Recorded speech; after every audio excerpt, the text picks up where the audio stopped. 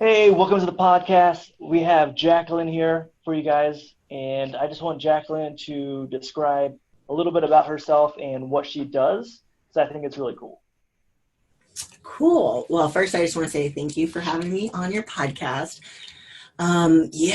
So my business is called Lady Leader Lifestyle, and what passionate professional women lose unwanted weight so that they can be happy and confident and lead a life of fulfillment without the stress, overwhelm, anxiety, the guilt of strict dieting. A lot of people get a bit confused about what's a lifestyle coach versus like a diet coach. Well, a diet coach will put you on here's your diet, here's your plan, here's whether it's keto or macro, whereas a lifestyle coach tries to integrate mindset, your environment, your gut health. We take all that into consideration so that we can create a very clear and custom plan for that person, because we want them to be able to stick to it.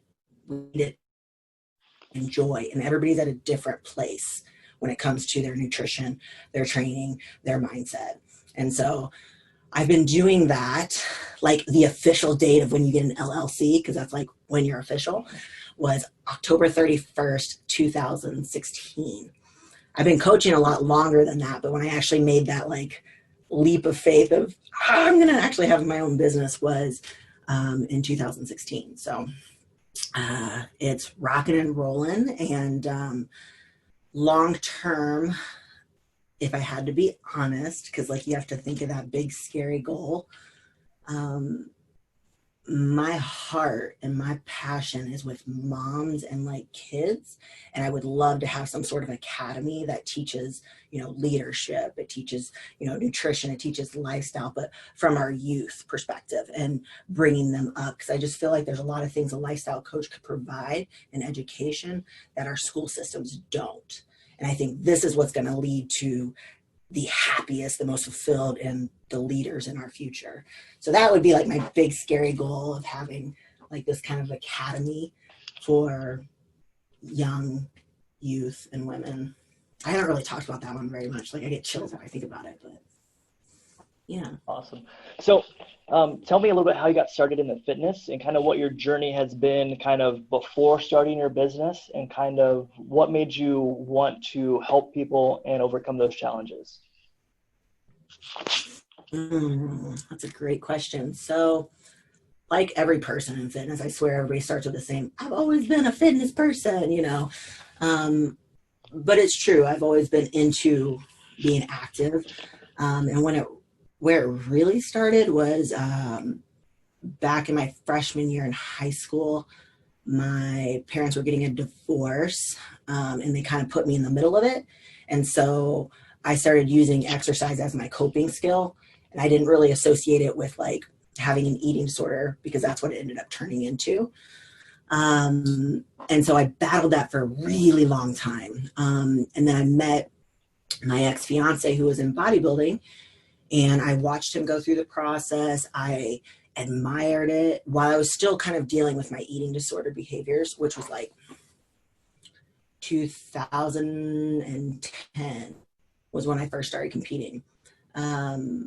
And what happened was he competed in a bodybuilding show and he didn't do very well. And we were at a Subway and he was crying. And I was like, oh my gosh, like, whoa, like I want to understand what that feels like. I don't know if I've ever been able to push myself to that place. And I thought that that was where I was going to find my confidence and where I was going to find my security and where I was going to find my truth, was through this process. Long story short, I did it straight through for 2 years. I got my pro card. My ego was out of control. Everything was out of control. And in 2012, I was trying to get help for my eating disorder. Like I couldn't figure it out. Like I wanting to eat all the time and I couldn't feel satisfied, and I was hiding food and I was hoarding food, and I was just living this like big lie. And so I tried to go to a couple therapists, and they all said I had you have a malfunction brain or something. You need Prozac or you need this. And I was like, no, I need to talk to somebody. And so I saw an episode of Dr. Phil, and I reached out and asked if, like, how do you find people to help you that isn't trying to give you medicine? And the next week he asked me to be on his show. And so that's kind of really where it starts, why I coach the way that I coach, because he sent me to rehab in 2012 for 8 weeks, an inpatient facility. Like, you get a flashlight every 15 minutes when you sleep. You have to like have your hands on the table when you eat. You get patted down. Like, it's a legit intense 8 weeks away from everyone. The first 2 weeks I couldn't even go outside. You can't look at yourself in the mirror. It was a pretty incredible experience to be able to like take away every distraction you have in your life and really get to your truth. Like, who are you when nobody's around? Who are you when all you focus on is therapy and bettering yourself? And so when I went to the facility, I was actually really, really sick. My blood pressure was like, I think it was like 70/40. My liver enzymes, my heart was, I had hypertrophy of my heart. They pretty much said I'll never bodybuild again. I was devastated. And so I came home and I was like, there's no way that this can happen. Like, there has to be a way that you cannot be crazy around food and be insecure and still compete, because I loved it. And so 10 months later, or I got pregnant, and then 10 months after I had my daughter, I decided to step on stage.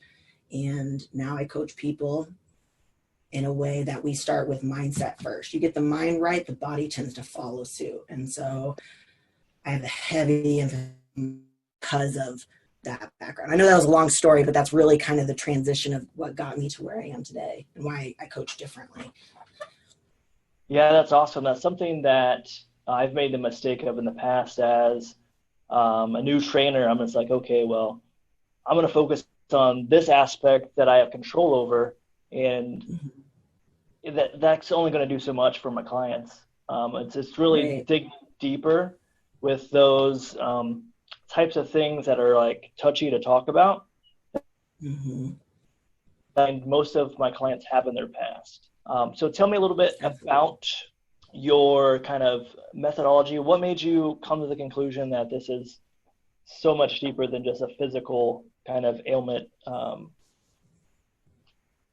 Yeah, like you're talking like how is nutrition and fitness, like how so much more to it than just exercise and nutrition. Is that what you're trying to say? Yeah. So one was because I dealt with it really bad. I had a poor, so here's the thing, like, if a lot of people use food as a coping skill and a lot of people use exercise as a coping skill, and if you do it long enough, it is in your subconscious. And so you start to do it and you start to react to things without even thinking about it. And so until you break the chain of your subconscious and rewire your brain to think differently, you will never get to where you want to be, ever, in anything. It doesn't matter if it's nutrition, it's fitness, or whatnot. And so I knew, because I do a super extensive questionnaire, like it's like 30 questions, and then I do a metabolic stress questionnaire before somebody even works with me. So like, they know what kind of coach I am before they work with me, because they're not going to want to fill out all that junk. It's not junk, it's great shit. But I get real clear on like who they are, what they're about, all these different things, so that I know how to coach them, because I believe in flexible coaching. So like, there's no one method per person. And so taking all that information, I mean, it's amazing. I can't tell you how many times I've had clients say that they've cried filling out the questionnaire just because I asked those questions that nobody asks.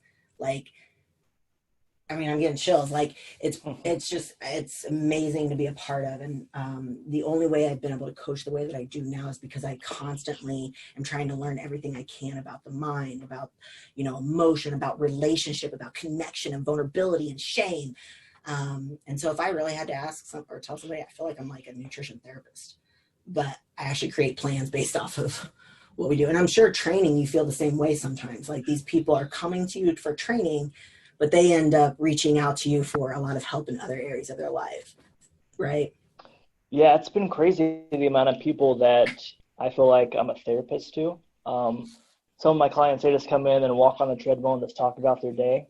I have other clients. I have one client right now who just wants me to be their accountability coach. So they text me a few things a day, making sure that they did them. And then that's all. Like, I don't program workouts or anything for them. I'm just like, hey, you're making sure you do it. And it can be challenging.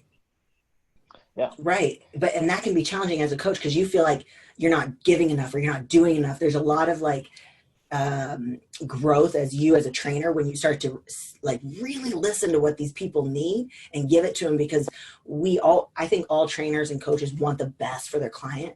But if we're not going to step back and actually open up our heart and our mind to what they really want, you're not going to ever help them get to where they want to be. And so I think it's cool that you've maybe stepped back a little bit from what we've been taught how to train people and actually listen to them and do it the way that they want to do it.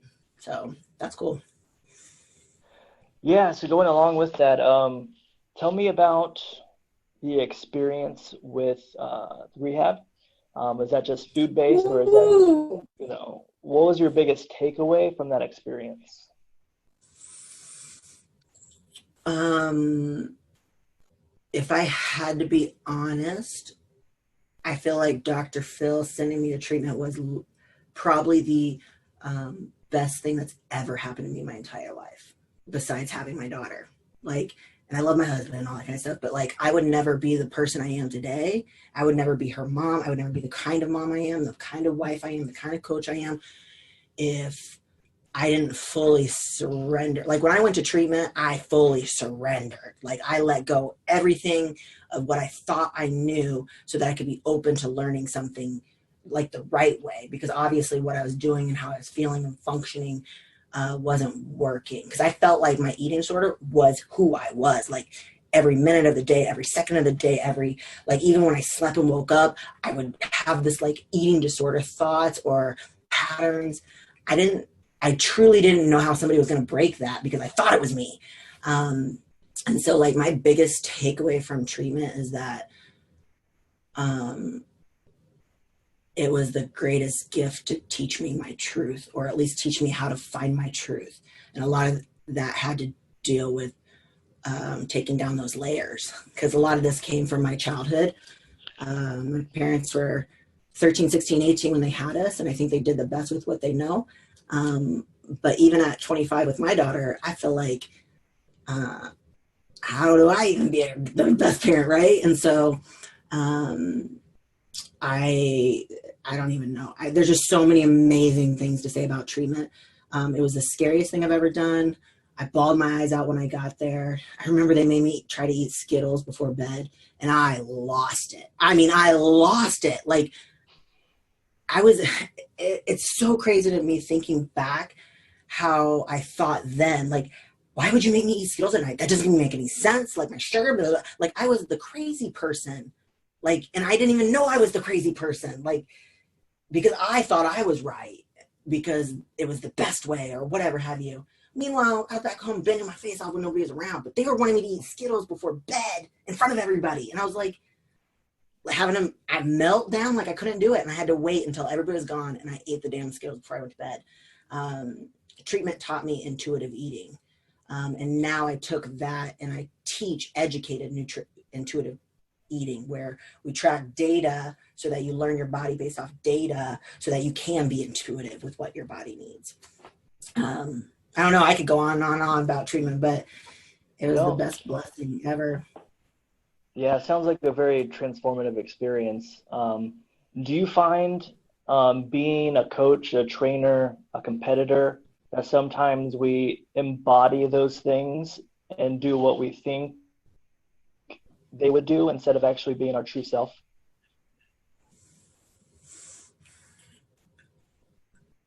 Wait, who are you saying by they?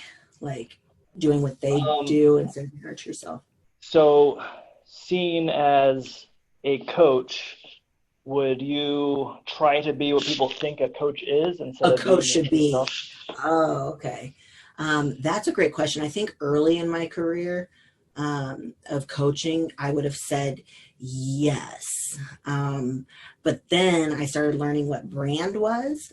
And I learned that the more I stayed in my own lane of my own truth, I'm going to attract the clients that I love to work with. I'm passionate to with, that are my ideal clients that I actually can help transform and be a part of that journey with them. So it took me a minute to realize, and it's funny, it actually was this girl that was coming to work with me. And she was so offended that one person that I don't spell things right. Well, I don't give a shit if I don't. I'm not a grammar expert. I'm a nutrition lifestyle coach. Come on now. Yeah. Like, I would rather get my client as much information as possible because my responses are lengthy. Like, I don't just say, oh, you're doing a good job, keep going. No, I'm picking out every point I can on their weight chart and their notes so that I can teach them about themselves, because the quicker I teach them about themselves, the quicker they can graduate from working with me and living their own thing. So it was the person that said that, and then another one was offended, like, don't you ever care that you say fuck all the time or whatever have you, like these cuss words. And I was like, if you're so worried about the words that I'm saying and not the message I'm delivering, then you're not my kind of people. And so it actually made me be more in my lane. And it's really rare for me to work with a client that you end up finding they probably weren't the best fit for you and you should have referred them out. So I think early in my career, when I didn't know who I was and I was working to find my authenticity, we tend to associate our authenticity with what the social norms are of what we should be. And so we follow suit until you realize that's not gonna work. It's not gonna work. Yeah. So that would be my take. I don't know. What did you feel when you started training? Did you think that you were kind of following what you thought you should do versus maybe your own, how you would act if you're around your family? Or yeah, I feel like I would put on this persona as a trainer or as a coach, because that's, what you would see in, like, if you're watching The Biggest Loser, they would be like this, or like how they're portrayed to you, as opposed to being yourself as a trainer and a coach. And I feel like I just come to this, like, revelation just as of late, as like starting my own business. Yes, I wanted to be authentically myself and not try to pretend to be the best version of a trainer or a coach. Mm-hmm. Yeah, no, I think it's amazing. And it's, I feel like it allows us to connect with the right people that we're meant to help, and that it kind of deflects the people that we aren't and allows them to go find the people that resonate with them more so, if that makes sense. The only time I feel like it's kind of impacts me here and there is when I work with clients that they're not ready to understand the right way to train for their hormones and their body, and they're in this mindset of intense and like they have to kill themselves and kick them into the ground. Well, as females, we become pretty stress sensitive as we get older, and that is not going to help them get to their goals. So then I feel like I'm trying to, like, take what I know is right, but also, like, try to give them what they want, because, like, the typical trainer is like intensity, P90X, like CrossFit, blah, blah, blah, blah, whatever. And so that's probably the only time I struggle with, like, staying in my own lane of, like, no, like, we gotta, like, this is where I'm coming from. I hear where you're coming from. Where can we meet in the middle? And we'll go there. For some reason, that, like, boot camp style every single day is something that people associate with being, like, the best trainer because of The Biggest Loser. Yep. Things like that, I would say. Yeah, I would agree. So what is your mission now with your Lady Leader program? And you mentioned the academy that you want to work towards. What is going to get you there, and how can we help get you there? So pretty exciting news. I'm about in the process of negotiating with a local functional medicine practice about being their main health coach, like bringing Lady Leader Lifestyle in as their health coach, and then start to mentor other health coaches or mentor other Lady Leader health coaches to come in, because I can't do it all. So I feel like just consistency. That's what I was telling you earlier on. Being super consistent with being consistent at delivering your message, at your content, at networking, at I told somebody, I know this is off topic, it's not really off topic, it's actually on topic. They asked me, what does it take to be a great coach?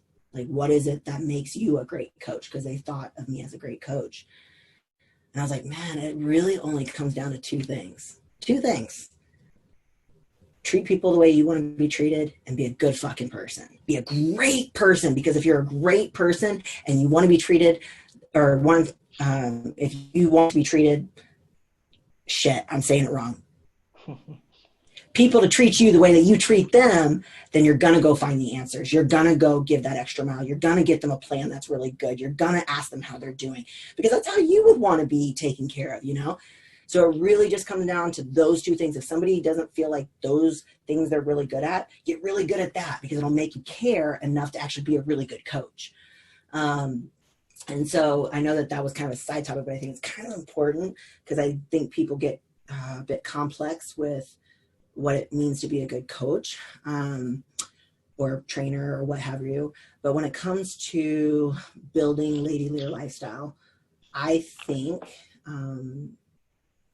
the best way to do that is word of mouth. Honestly, I don't do very much marketing. I think connecting with the right people, and then feeling like if what I do would help benefit people that they know, then send them my way. Because I do the same thing to other coaches. I think more coaches need to do this, where you learn like your expertise, and I get somebody, and it's not really something that I feel like is in my lane, like personal training or something.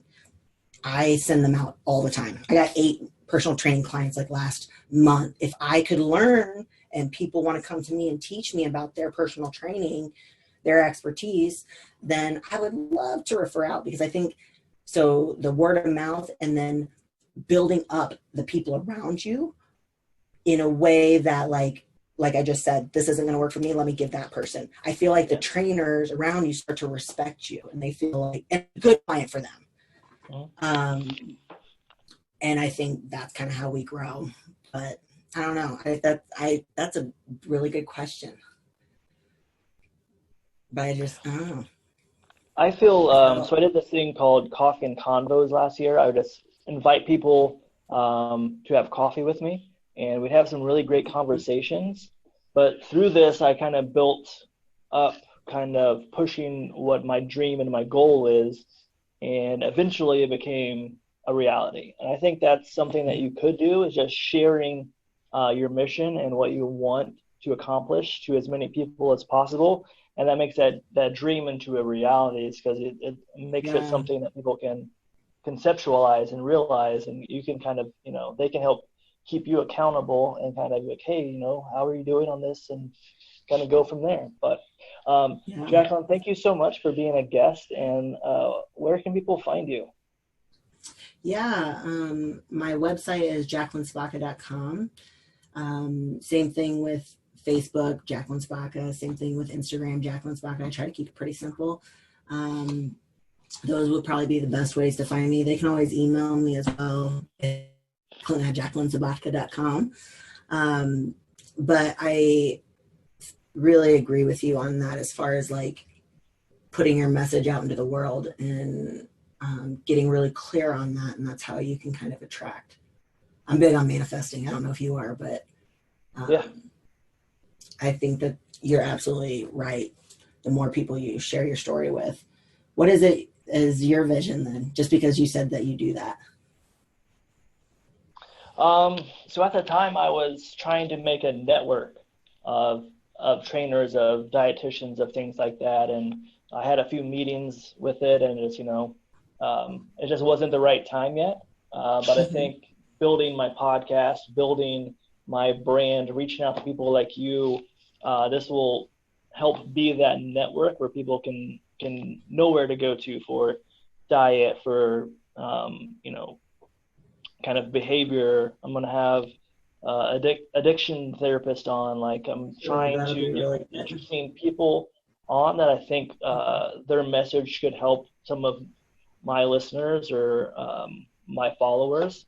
And I think that's how my idea is going to come to life, and not just kind of what I first envisioned it as, but something kind of else that's going to take part. But I I think that would appreciate be you cool. being on, and we will link your website and all your info in the show description. And I look forward to hearing from you in the Awesome. future and seeing how your mission has come to life. So thank you. I really appreciate that. Thank you so much. And let me know if there's anything that I can do to help spread the word and help you get on your mission. I think that we're all here in this world to live to give. So I appreciate it.